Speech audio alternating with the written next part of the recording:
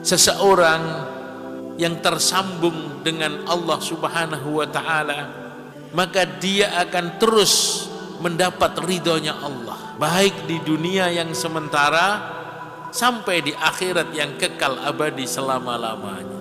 Karena dunia ini adalah bayangan akhirat.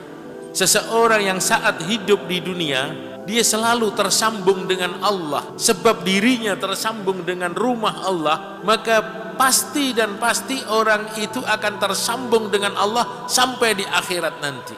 Tapi barang siapa yang saat di dunia dia sudah terputus dengan masjid, sehingga hakikatnya dia terputus dengan Allah, bagaimana dia akan tersambung dengan Allah di akhirat nanti? Maka sangat penting sekali kita berusaha bersungguh-sungguh bagaimana diri kita ini terhubung dengan masjid. Jangan sampai diri kita ini terputus dengan masjid.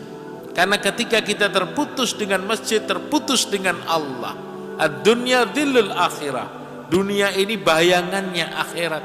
Seseorang yang saat di dunia, dia selalu berada di rumah Allah, dia tersambung dengan Allah, maka dia pasti akan mendapatkan ridhonya Allah sampai ke akhirat nanti. Dia akan berjumpa dengan Allah di surganya Allah Subhanahu wa ta'ala.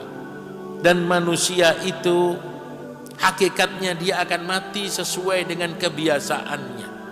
Ketika dia hidup di dunia tersambung dengan rumah Allah, tersambung dengan Allah, dia pun akan mati dalam keadaan seperti itu.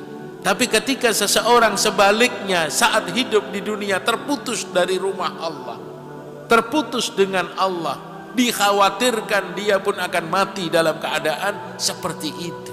Maka menyambungkan diri kita dengan masjid ini sesuatu yang penting. Inilah hajat kita. Jangan asal-asalan, jangan sambil-sambilan, tidak. Ini kebutuhan kita, ini hajat kita. Seperti kita butuh makan dan minum, kita butuh pakaian, kita butuh obat-obatan. Seperti itulah kita membutuhkan masjid. Seperti itulah hajat kita kepada masjid.